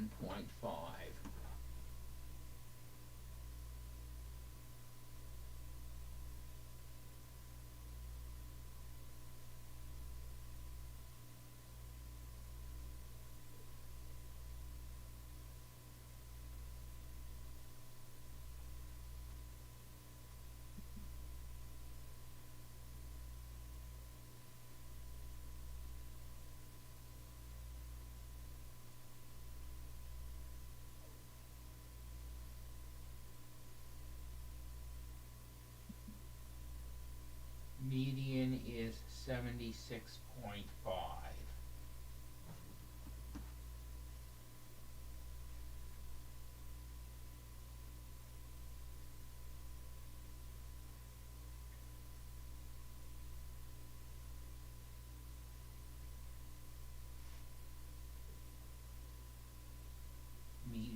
70.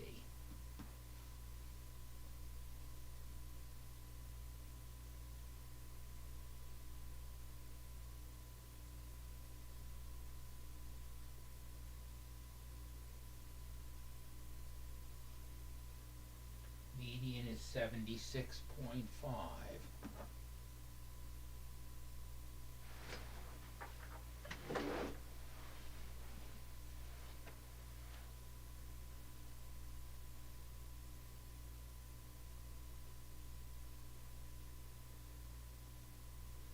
Median is 74.5.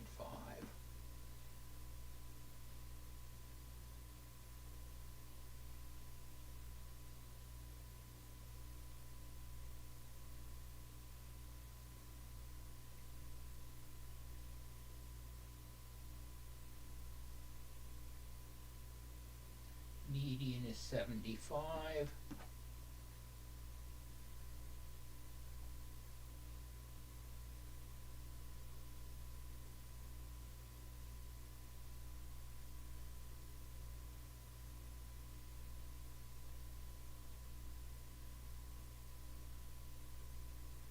Median is 74.5.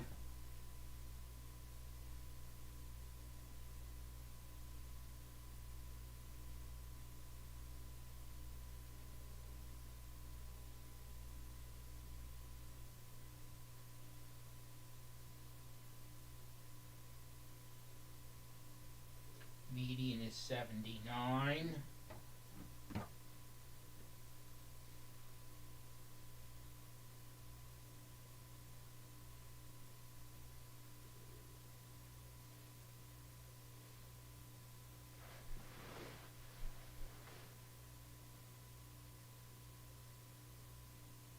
Median is 75.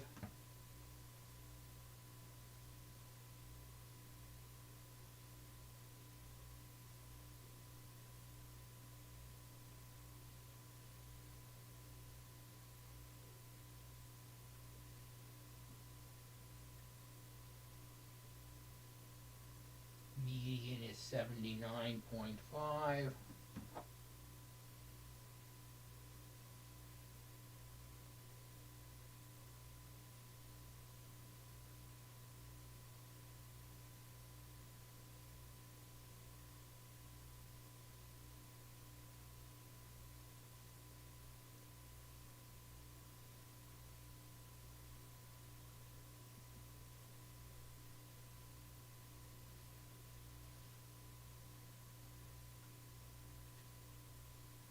Median is 83, and that is all of the images. So let's see how people did.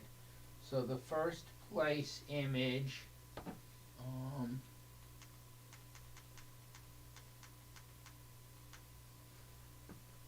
this is all tied up by Mark Wilkie with a score of 83.5.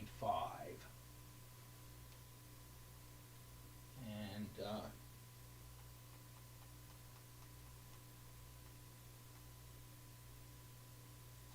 second place is Stereoscope and Horse by David Allen.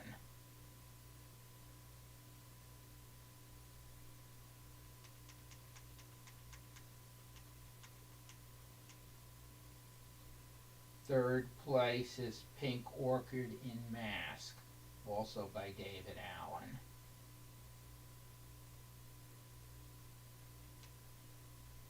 Next is Autumn Stare, I'm sorry, wrong one.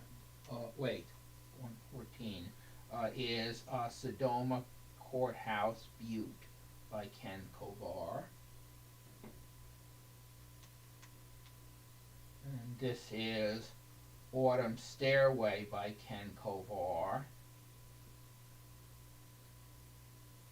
And let's see.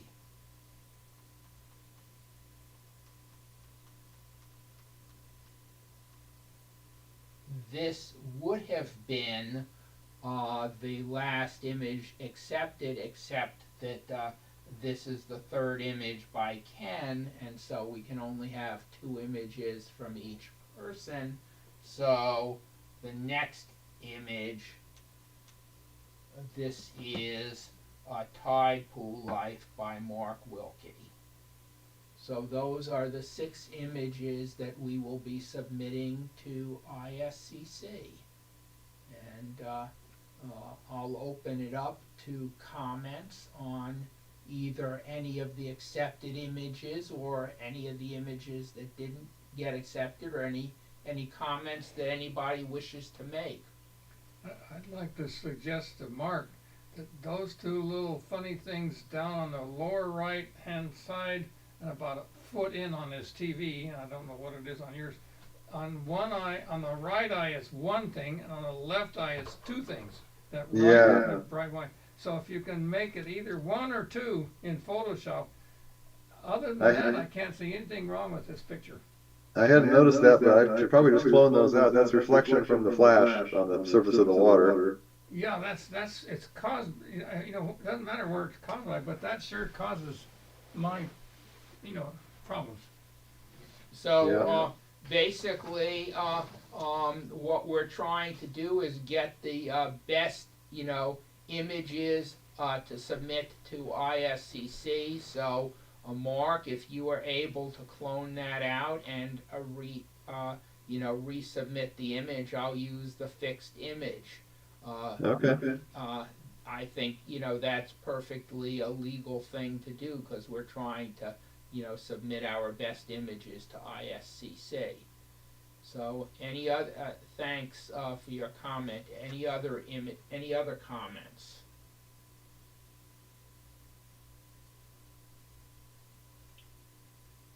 Beautiful colors on this one. I was going to make a comment on one of my images, but I can't remember which one it was. Oh. No, just to let you know why it was what it was. Oh, well, I can go through your 4 images if you want me to just show all 4 of yours. What's the first? What was the second place one? The pink orchid in musk. And was the next one I had was?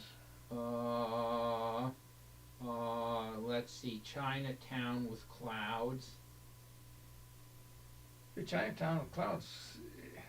Again, I'll have to admit that the clouds are fake, because I didn't like the plain blue sky, so I photoshopped in the clouds from some other pictures into this to get some detail.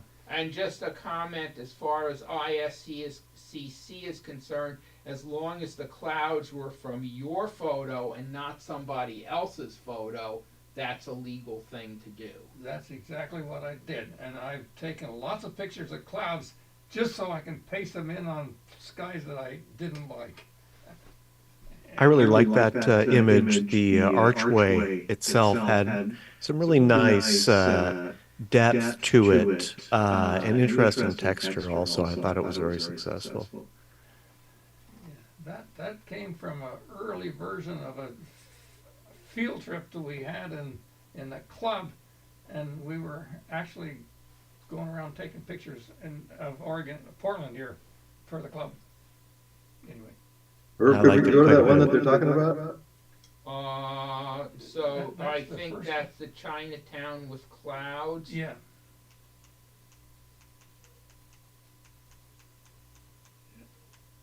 That one, yeah. Chinatown is right in the middle of Portland, and you know, that's the entryway to go to Chinatown. And I have lots of fun things in Chinatown, but that's the entryway. It's a simple composition, but it really sort of identifies the location. Hey, Ken, I had a question on one of yours, where you're pouring the paint, or your wife is. Yeah. How did you not make that paint go down onto that beautiful picture underneath it? That is the paint. That's how that's made. When he poured the paint through the strainer, that's the way it came out. That's the real life. Oh, okay. That's how it works. You know, he poured some blue, and then some red, and then some blue and green, and then some white paint, and let it come out. That's really cool. I was That was wondering how taken- you keep it from pouring off the edge of the table there. Yeah, that was taken with a Lume Pad too. I mean, a Lume Pad 1. A Lume Really Pad nice color. also. Yes. I'd like to see the picture when you remove the strainer and the paint, you know, what all of it looked like. It's interesting. Anyway, that's cool. This one really shows the passage of time also. We see this process happening all captured in one photo. It's not a motion picture, but it's a four-dimensional photo, I guess we could say. How long did it take you to get that out that far? What was the question? How long did it take to get the paint out that far? Is it, you know? Oh, these are just minutes, you know. The whole thing was like it was a series of pictures that I took, and my wife was making, you know, doing the pours, and I think we were done in like less than half an hour. Wow, that's cool. You did a good job of making 3D picture of her art. That'll keep your wife happy. Okay, so anyway, if there are no other comments, I can. I like the ones with the stereoscope and the horse. Stereoscope. So David Allen's. That's the one I wanted to comment on, now that you bring it up. Okay, so Yeah, that one. How did That's I awesome. get the horse in 3D? In the stereoscope card? and so basically you had a left and the right image, and you put the left horse in. You put the left horse in both positions in the left image, and the right horse in both positions in the right image. I made two cards, one with two left images and another card with two right images. And in the cha-cha, I put I put it over to the left and put the left horse in, and then I changed cards and took a picture on the right and take another picture. So there's actually two stereo cards. One, Well, two monoscopic cards. yeah. Monoscopic cards, yeah. Anyway, So this is not a Photoshop trick. No. Wow. It was a cha-cha with that, viewer and two cards.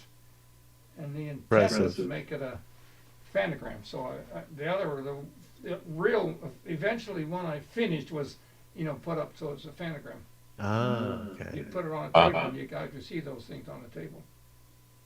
The weird thing is, if you freeview the two sides, you still get a nice 3D image of the horse out of That's the because it's two out of the sides. screen.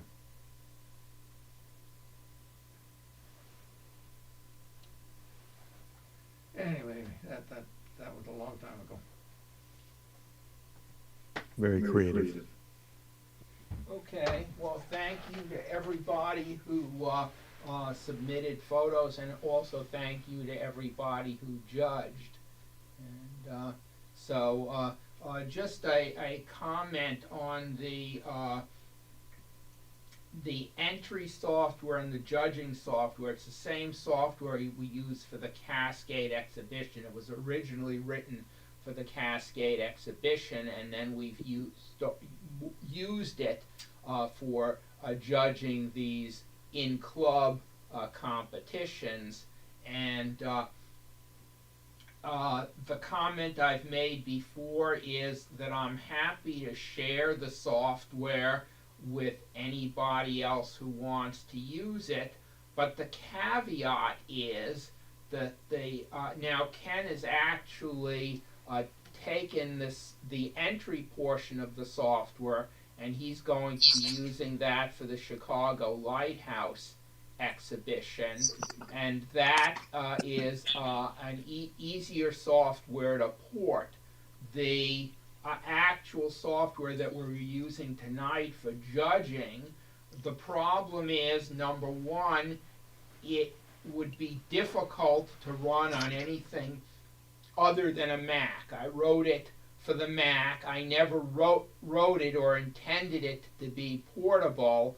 With some effort, it could probably be ported to Linux, and with greater effort, probably be ported to Windows. But the other thing is you need to have a internet connection, as people see. That's how everybody can connect in and enter their scores. And so if what you have is a traditional internet service provider where you can't actually go in and put your own software on the server, it's a bit difficult to set it up. I'm basically running my own server, which basically, I mean, when I wrote it, that was my intent in writing it, and that's why it's a difficult thing to move to another environment. So I think I just wanted to sort of make that comment. The other thing is the software actually exports scripts that can be used to generate the catalog that we use for the Cascade exhibition. The catalog is produced in Adobe InDesign, which, I mean, if you're talking about how expensive Photoshop is, to get the Creative Suite with InDesign, you're talking about $55 a month rather than $10 a month. Right. And then, but basically, InDesign is scriptable, and so essentially I export the scripts, and when you run the script, it puts all the pictures in the right place in the catalog. It generates the index in the back of the catalog, so it's the only thing I have to do manually is the statistics at the front of the catalog. I have to manually type in, but pretty much the whole rest of the catalog is generated automatically. Anyway, moving on. Definitely thanks for sharing your software with us. Okay. I think that'll be a big help. Okay, very good. So the meeting in April, the April meeting is our annual meeting. So that is when we elect officers and board members for the following year. And so I am happy to announce that all the officers and the board members who put in a lot of time are all willing to run for the same office next year. People are welcome to nominate other officers. The board does not have a fixed number of positions. So in other words, we currently have 4 officers and 2 board members who are not officers, but if there are other people who want to serve on the board, we can increase the number of board members so that we don't want to exclude anybody who's interested in helping move the club forward. But anyway, that election is going to occur next month. So the theme is architecture for next month. Open projector show and tell, as usual. Hopefully, so essentially I'm a little bit frustrated with my computer at the moment because last month the streaming to YouTube did not work, so I didn't know what the problem was, but I just updated the operating system, I updated all the software, and then I tested the streaming and it worked. So I don't know what was broken, but everything worked. But I didn't test everything, and I use a Stream Deck to help me control the streaming. And as part of the upgrade, I lost all the macros that control the Stream Deck, which is why I wasn't able to show the video. When we show the videos, we're showing one video in side-by-side format on the side-by-side half-width format formatted for the 3D TV, and that's also what we stream to YouTube, and a second video in Anaglyph for a Zoom shared screen. And since there's music in that, I need to start the two videos simultaneously, and so I use macros to do that. And so when my macros vanished, and I don't know what happened to them, but I didn't have time to re-enter the macros when I discovered the problem, and that's why I'm not showing the videos tonight. But I think what I'm going to do is just reinstall the OS and reinstall everything, and hopefully, because everything was working fine for one meeting, and then things started breaking, and so I've been thinking about buying a separate computer just for meetings. Because whatever happens, something changes, something you don't even realize happens, maybe days before, and it just it always blows up at the worst possible moment. Of course, yes. And so, but anyway, so we'll show part 2 rather than part 3 at the April meeting. And then the May meeting, in the past we didn't meet on holidays, so if Christmas falls on the 4th Monday or Memorial Day, in the past we haven't met. But a few years ago, this was during COVID, we hadn't met for several months, and we just did our first Zoom meeting on a Memorial Day, I think it was in 2020, and had fairly good attendance. So the board decided, people may not, if they're just getting home from a holiday or if they're busy, they might not want to come to an in-person meeting, but a Zoom meeting probably works. So we will try meeting on Memorial Day in May. And that is the end of the formal portion of the meeting. And so what we have now is I'm happy to just hang around as long as people are interested. And if you're especially on the East Coast and it's late and you need to leave, thank you for attending the meeting. But if you want to hang around and talk about any aspect of stereoscopic or 3D, discussion of 3D movies, discussion of new devices or techniques, Blu-rays, anything, I'm happy to just hang around as long as there are people who want to hang around and talk. And I have something I'd like to share. Sure. I've been working on an animation project, and it fits. This is one of the tests, and it fits tonight's theme, so I thought I would show it. Okay, if you want to share your screen, you're welcome to do that. That's what I'm working on. Okay. Okay, so here we go. And it's only a 10-second clip. Can you see it? Yes. Mm-hmm.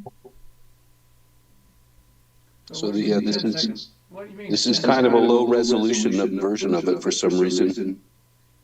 But it's just a 10-minute clip of the animation. And it is through the window, so I thought it's appropriate for tonight.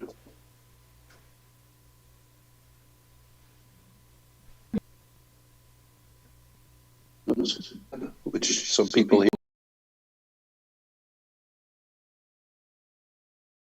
here have used Mirror Lab. This is their new software which can produce video. So yeah, I used one lab and made 2 videos and then combined them into one. Okay. Thanks, Steve. And just a comment, if anybody at any future meeting wanted to show something for Open Projector that works out better to share your screen rather than send me images in advance.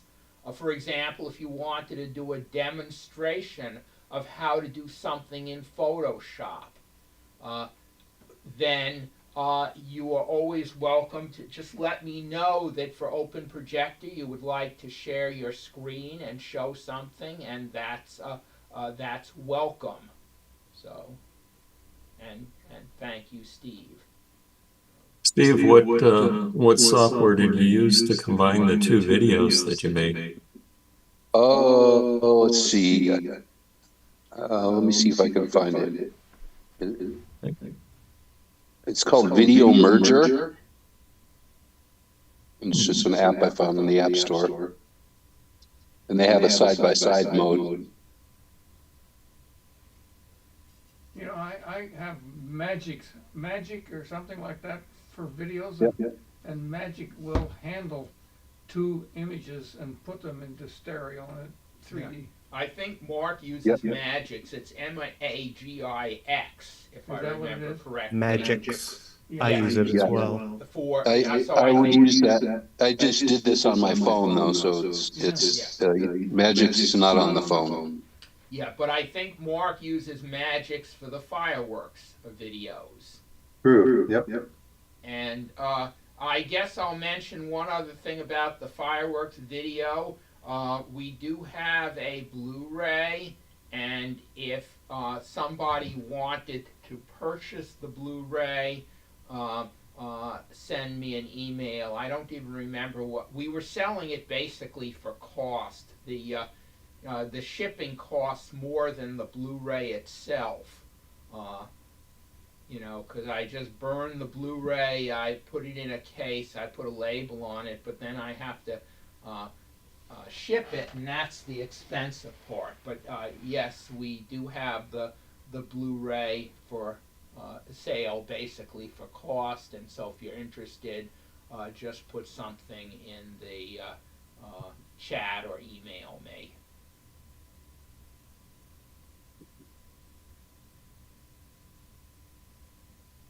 I'm using Magix for my 3D video projects. I'm actually using the 2013 version, which I just had to pay for once, no subscription.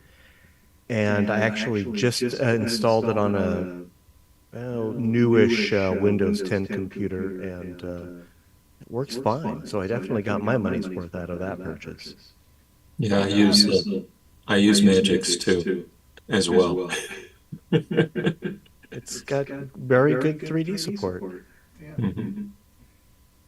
I've been using Magix Video Pro X, and I've stopped upgrading now. I think I'm up to version 14, but it seems like every time they come out with a new version, some other thing gets broken, or there's 3D support for something that worked before suddenly doesn't work anymore. So that's what I'm afraid of. I keep getting emails from them telling me to upgrade, but I've decided, nope, I don't want to risk losing anything else. Yeah, don't upgrade. Yeah, so it's sort of like me with the Mac. Basically, I think Ventura works a lot better than Sonoma, and so I upgraded to one of my computers to Sonoma, and all of a sudden I had all sorts of problems, and it was a real pain in the neck to get back to where I was with Ventura, but I am not upgrading to Sonoma anymore. Yeah.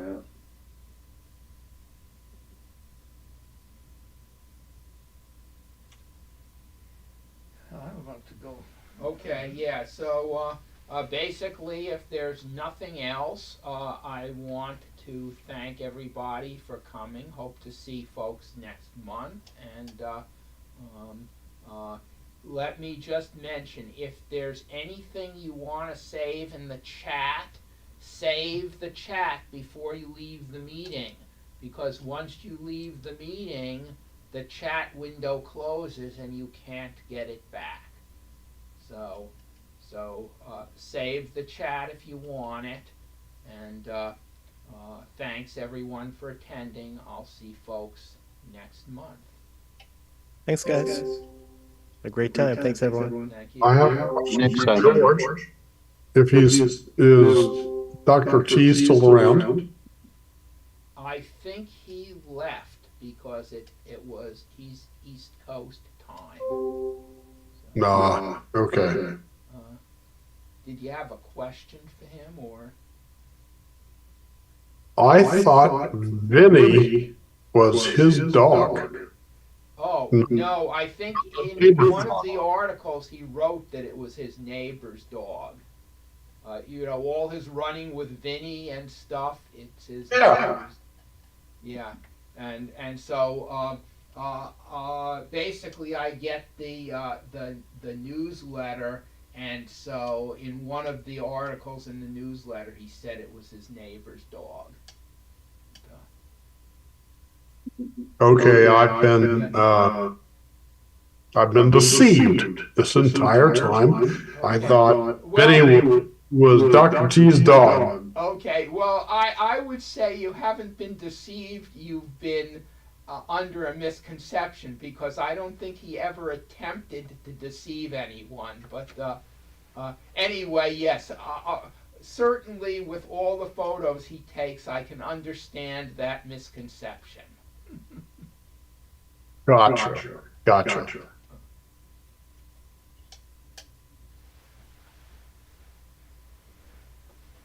Okay, well, good night, everyone. I'm going to end the meeting now.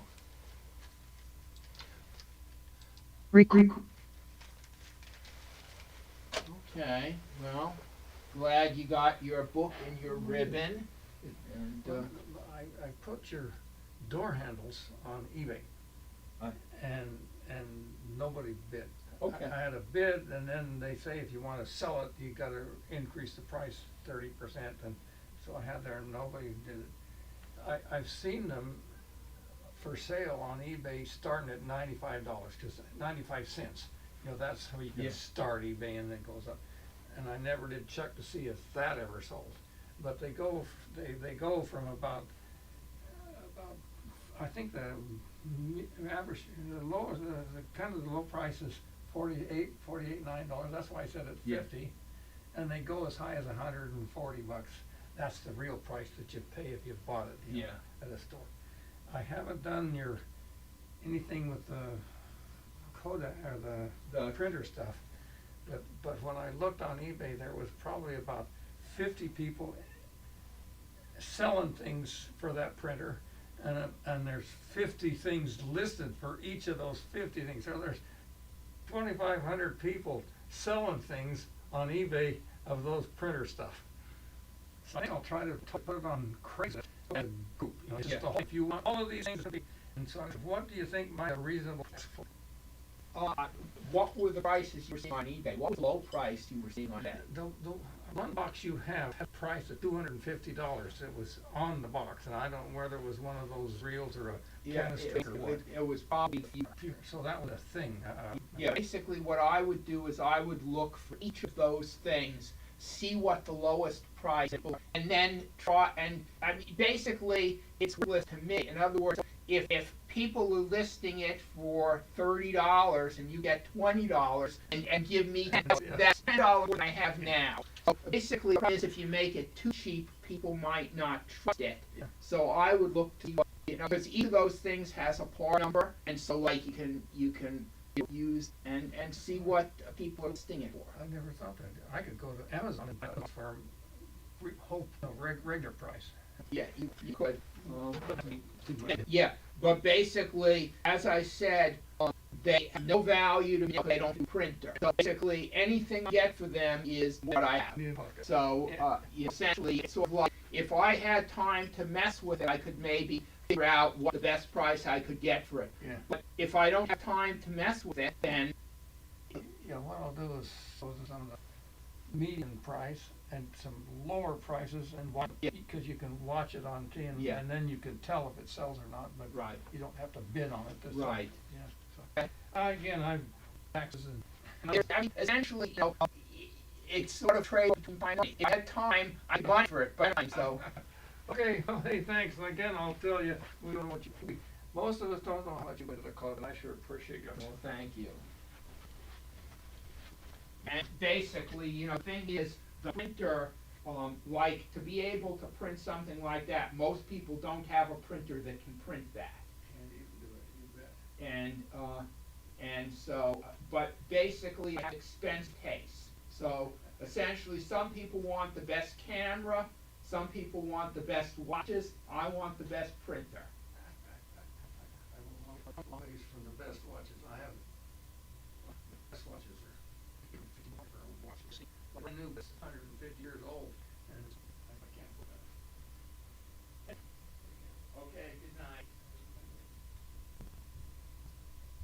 Well, you can let yourself out. I'm gonna turn off the stuff.